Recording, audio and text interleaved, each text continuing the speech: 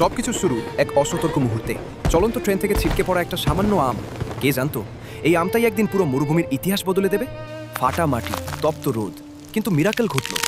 সেই অবহেলিত আটি ঘুরে জেগে উঠল এক নতুন প্রাণ। দূর থেকে এক তোতা অবাক হয়ে দেখল মরুভূমিতে সবুজের ছোঁয়া। সে থামল না, বিন্দু বিন্দু পানি এনে বাঁচিয়ে রাখল সেই চারাকে। তোতার ভালোবাসায় সেই চারা আজ বিশাল আম গাছ। ধু ধু প্রান্তরে সে যেন একাই রাজত্ব করছে। কিন্তু সুখ সইল না। একদল সাদা বানরের অতর্কিত আক্রমণ। মুহূর্তেই তছনছ হয়ে গেল তোতার তিলে তিলে গড়া স্বপ্ন। নিচে পড়ে রইল শুধুই ধ্বংসস্তূপ আর তোতার চোখের জল।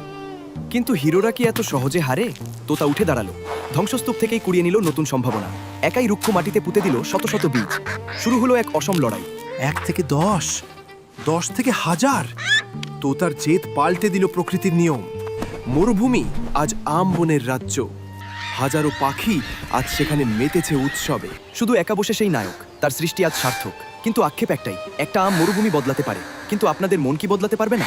বন্ধুরা, এই তোতার হার না মানা লড়াইয়ের জন্য একটা লাইক আর সাবস্ক্রাইব কি হতে পারে না?